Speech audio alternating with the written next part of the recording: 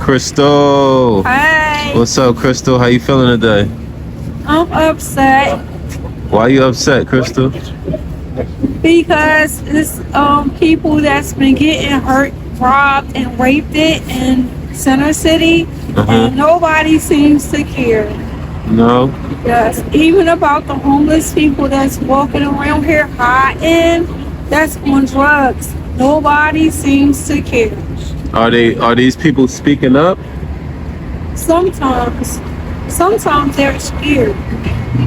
Oh, okay. I mean, so they're gonna have to like report it, and so that they can do something. But sometimes they did report it, and then sometimes if you're scared, somebody can look at you and tell that something's the matter. Why don't they try to help somebody when they see how they look? Right. I got you. Crystal, how old are you? I'm 50 years old. You 50? Yes. And how long you been dealing with this out here? Well, I work for the police department, and then I do anti-drug graffiti. So I've been working with youth and adults. I rescue animals and I rescue humans.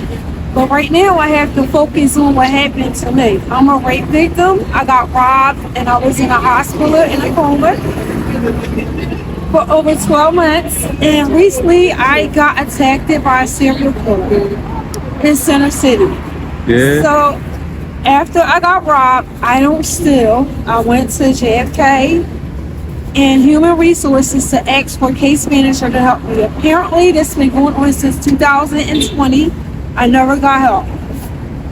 I asked for permission to sit in front of the farmers market to ask for donations so I can go to the store to buy my supplies, things that I need, and food and stuff. That's what's happening. So how did you end up out here?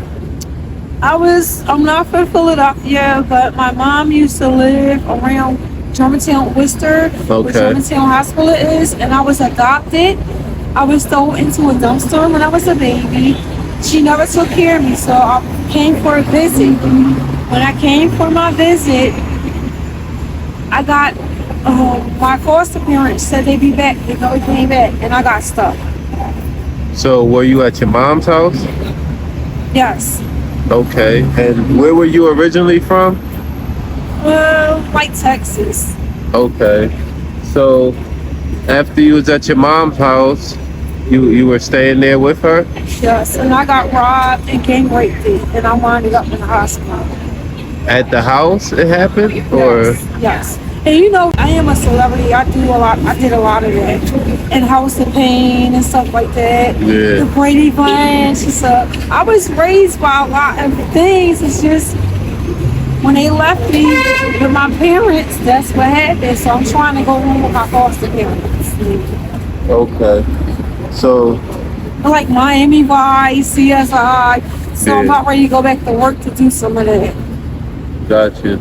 I want somebody to be proud of me one of these days. One of these days. You gotta keep believing, man, and it's gonna happen. Yes, thank you. Alright, so how long you been out here in the Center City? Change probably for like 8 months or on and off.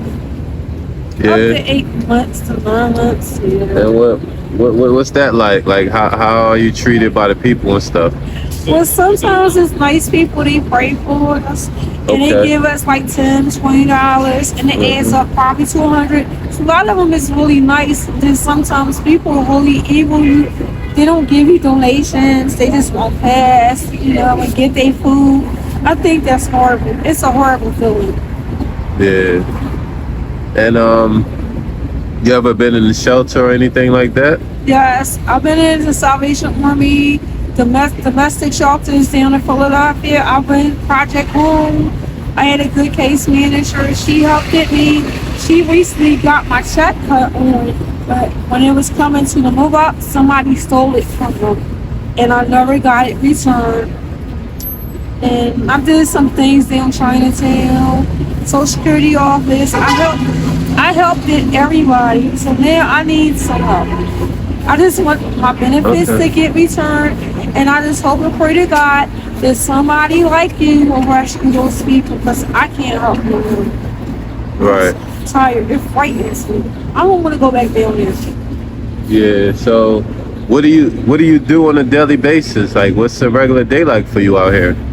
Well, I feed the cats. I rescue animals. Sometimes if I got extra food, I put some stuff over there like juice, hot chocolate. I normally give out cards when I ask like one of the guys like you, and I put like probably $200 in there, but it'd be a lot of cards to hand to them. But right now, somebody stole my donations that I had for the homeless people out here. They stole a lot of them. Yeah. So sad. So, what was your experience like in the shelter? Well, I had to go to my groups and my meetings. I had fun. And sometimes the caseworker supposed to apply for your housing papers. And if you don't get them on time, you gotta leave. So they don't keep you. Okay. So, did you stop staying in the shelter to come out here? Yep. Because they only keep you like a year up to 12 months or 30 days. And then I'm on my own. So I'm doing stuff on my own, like through YouTube and housing and stuff. But right now, I have to focus on getting up in my own housing, and then I can do more for others. Okay. So, what are you doing to better your situation right now? Right now, I'm waiting for my housing voucher. I've been on that PHA housing list in Norristown for over 15 years. And then I do have some money saved up. I'm going to look at other things and get me another Jeep. And then I'm going to work back in the police department. Instead of working outside, they want to send me inside to witness. Like, I help prostitutes. I report homicide, bank robbers, and stuff like that. Yeah. How do you go about making it out here in the cold? I just try to stay right here, like in this little warm spot, and then I just leave. Just keep my jacket on. Or sometimes they got these little things that they put up, hand out to people. I put it on the inside of my jacket to keep warm. Yeah. And put my head on. But in the near future, I'm getting another Jeep and then like proper boots, like, for work and stuff. Yeah. Are your feet not cold right now? This is a little bit, but not that much. Huh? A little bit, not that much. I was in an accident with SEPTA, and this was last year, so my lawyer is trying, they sent me to pain management and physiotherapy, and I got on a race elevator. This took me down on the second level. I paid the toll, and I went down second elevator and I fell. So they said my disc and my spine had moved it. So that's why I'm wearing my slippers. I don't want to wear this, but I'll be fine. Got you. I'm in pain, but I just don't want anything for it. Just survive off the Tylenol. Okay. I don't want like morphine and stuff. And where do you sleep out here? I got a room. Okay, yeah, you did say you had a room. Yeah, I'm not sleeping back outside no more. When you were sleeping out here, where did you sleep? At the high class condominiums down there. Thank you. God bless you. God bless you. Yep, I'm a rape victim. Whatever you can donate. I ain't gonna put your face on it. If you don't want me to, I'm gonna turn it. It's about giving, man. I ain't got no shame. I ain't got no shame to give. We got a lot of blessing going on right now. God's good all the time. You have a good one, all right, baby? God bless you. God bless you, man. I wish he was more. We should Wait, I have got more it. right.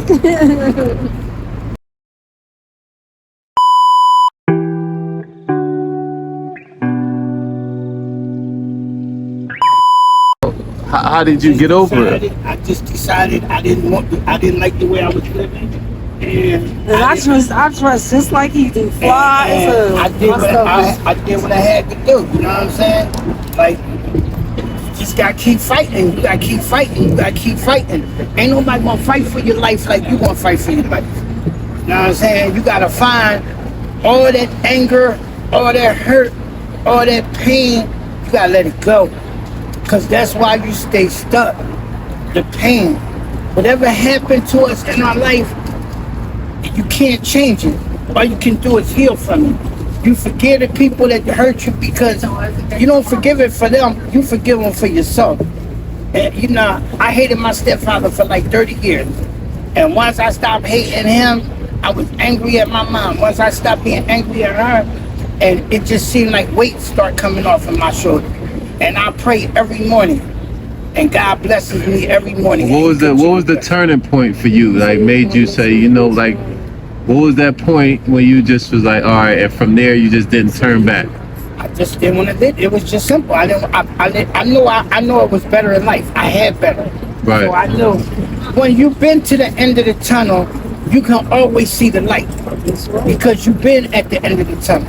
You just got to put all the bullshit aside and decide I don't want to live this way no more. And that's what I did. Absolutely. So had to keep faith, sister. That's my brother. God bless you, man. And another thing I would like to say about my kid's father, I hope he recovers from whatever is going on with him because he was in the Salvation Army down to Westchester. They did not help him at all. So wherever he is, love and respect. Tyrone Clark. That's what's up, man. And what advice would you give to anybody out there so they won't go through something like this? Well, I would advise people that once you find somebody to help you to get your benefits, try to go to somebody that's close to you and your family so they can prevent you from getting robbed from case managers. They handed me drugs and asked me that I wanted to prostitute. I said no. They stole my checks. They helped it. So please don't trust them. Okay. And if you could do one thing different, what would it be? Well, I guess if I could do something different, I would love to see like the homeless people that's really struggling out here in a own beautiful house, one big house, and getting taken care of. No, but what would you do different for yourself Myself? in your journey? Like, what would you change? My journey, I would try to be more responsible and show myself a lot of love and take care of my kids' father and my kids and just be a beautiful person. Got you. That's all I want. Got you. And what would you like to anybody to know about Crystal? That I'm a loving, caring person. I did not deserve to be hurted, but I hope justice and the Lord would get them, whoever did that, and I love myself and peace. All right. Thank you.